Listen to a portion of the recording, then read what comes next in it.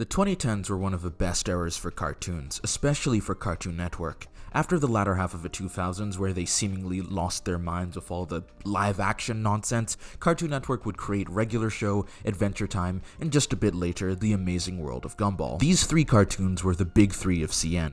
Ask any kid during this era what their favorite cartoon was, and there was a pretty good chance you'd get one of these three. Gumball was always my favorite. I never really clicked with Adventure Time as much as everyone else, I just didn't find it as funny or entertaining as the other two, and Regular Show was a very close second. Regular Show is so weird. It's obvious that it was meant to be made for Adult Swim first. Like, some of the stuff that happens in the show, especially in the earlier episodes, always had me thinking, how did they get away with this? Regular Show ended up being pretty popular. It lasted 8 seasons and even got a movie, something both Adventure Time and Gumball are yet to do, and with all forms of success come very poor imitators. Although, I gotta clarify here, when I say Regular Show knockoff, I mean shows that were clearly trying to recapture the appeal of Regular Show. Not like Legend of Lucky Pie and Miracle Star shit, where it's just some blatant ripoff that was made in a Chinese factory. And the first show on the list is... Pickle and Peanut.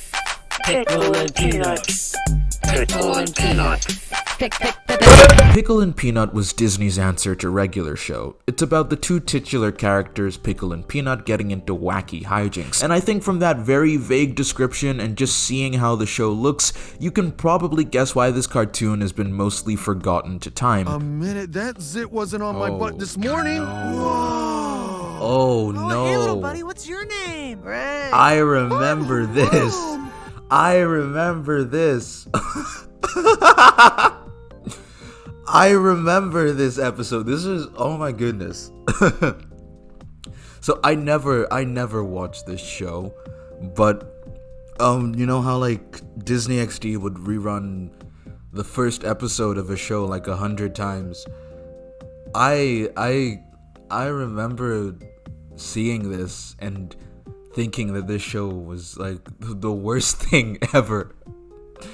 All of these Regular Show knockoffs never seemed to understand what made Regular Show work. It wasn't just two stupid idiots doing dumb things. It was more about how every character's flaws would escalate to a problem that was ridiculously comical. Like in the Def Kwon Do episode, Rigby's insecurities about his strength and him always being beaten by Mordecai causes him to seek out dangerous martial arts. So let's take a look at a random episode of Pickle and Peanut. So this is season 2, episode 1A, and in this episode, Pickle and Peanut lose their pet and put out a missing poster to find it. But whoa, Pickle writes 500,000 on the poster because he's an idiot. And so then mercenaries show up under the impression that they're gonna get paid $500,000, but Peanut thinks it's only gonna be $50 because that's what he wrote before Pickle decided to mess everything up. And then the whole episode plays out and there's a bunch of lame jokes, and then the mercenaries find out, and then Pickle says the poster actually says 500,000 hugs. And the episode ends. Now you see, I could see Regular Show doing a plot like this, but the difference is, none of the characters would have an IQ of freezing point. Pickle and Peanut has 2 jokes. 1. Pickle is incredibly stupid. 2. Like random, a funny, haha, explosion, epic, random is funny, 2010s humor that is not funny. You know how cartoons and kid shows from the 2010s were obsessed with random being funny because writers looked at stuff on the internet and thought, yeah, random humor is what all the kids are into. I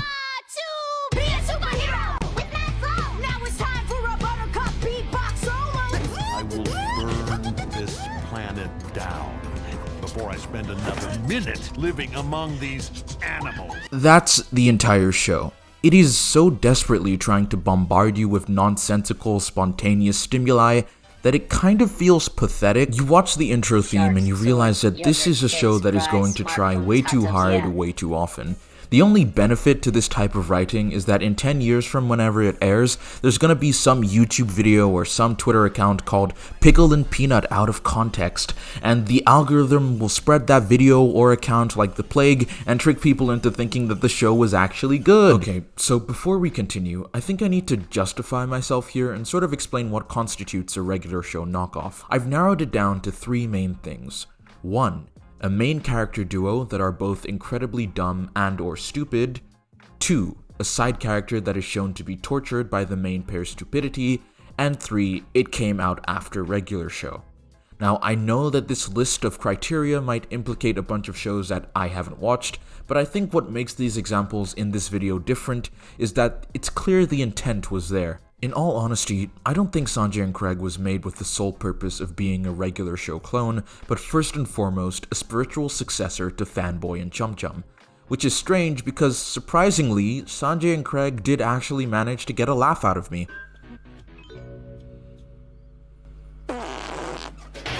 Gross, man. Was that you?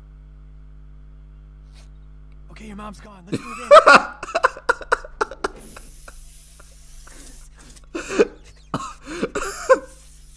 Okay, that one got me. And would you look at that? A protagonist that's a person of color in 2013? Nowadays they hand out that shit like candy. And for whatever reason, they always default to black women. Not that there's a problem with that, I just find it funny that the solution to a lack of representation was so one note. Sanjay and Craig is kind of stuck in that weird limbo of 2010s cartoons where the joke is gross out humor. The show is kind of grotesque in ways that aren't really funny. It's fart jokes, it's butt jokes, it's stuff that you might have found funny as a kid, but you probably don't anymore because you've just grown up. I actually watched Sanjay and Craig when I was a kid as well, but it was only because it was always on before something like TMNT, so nothing really stuck with me, except for one particular episode. Season 2. Episode 16B. Sanjay and Craig discover a bronze statue in Sanjay's mother's old room when visiting his grandma. Sanjay's mom reluctantly allows them to bring it home, and then the whole episode just turns into a horror-themed escape from the statue. This isn't exactly scary now, but as a kid, this episode freaked me out so much. It was just so tonally different from what I'd expect from the show. The first episode is about Sanjay and Craig trying to witness an ass transplant. How did we get here? After revisiting this horrifying episode, I watched one where they made themselves really old to get free wings, and yeah, that's enough. This show is gross. You know what? Can we talk about how Nickelodeon cartoons have sucked for a really long time now? Back in the 90s and early 2000s, Nickelodeon had a lot of pretty well-remembered shows. Even I question how Nickelodeon managed to produce something like Avatar, and the year after it ended, they made Fanboy and Chum Chum. But I think what really gets me about Nickelodeon cartoons is how they haven't made a good cartoon in a really long time. Take a look at the 2010s. I can count on my finger how many good Nick cartoons came out during the 2010s. Those cartoons being Legend of Korra, TMNT 2012, Harvey Beaks, and The Loud House, which I hear actually got worse as it went along, like it became like a second SpongeBob, but I don't know, I was too old to see it through. Now take a look at that list again. Legend of Korra is a spin-off to Avatar, TMNT 2012 and Rise are both TMNT properties, Harvey Beaks was cancelled, and The Loud House has probably reached seasonal rot and is growing mold like SpongeBob or Fairly OddParents. And I think that's really interesting because Nickelodeon's entire identity now is just reminding you of what they once were. Look at Nickelodeon All-Stars Brawl. Isn't it crazy how 95% of that game's roster is all franchises that are over 20 years old? Nickelodeon hasn't been good in a very long time, and I have a crazy conspiracy theory. Breadwinners was the ground zero for the fall of Nickelodeon. Can't put it into words or even explain it, but something about Breadwinners is especially and exceptionally terrible. It feels like no one cared when making it.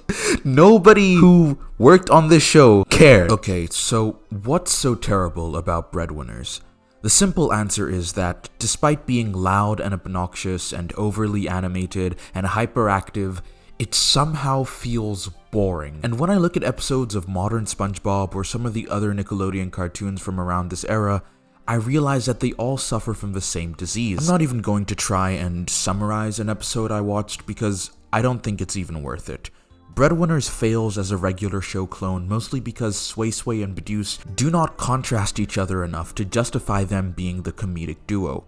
One is tall, one is small, they're both equally stupid. In fact, this is sort of a problem that all of these regular show clones have. A comedic duo works best when the duo have different personalities. Breadwinners feels like it was made by people who have never spoken to kids in their entire life. You know, I think one of the reasons regular show was so popular and is still so fondly remembered is that despite the wacky scenarios, the insane escalations, the absurdity of everything, its characters still felt like people. not distorted caricatures of what executives think kids find funny. It's why Rigby going back to get his high school diploma feels so good, because this is an actual character with relatable emotions. Anyway, that's gonna be it for this video.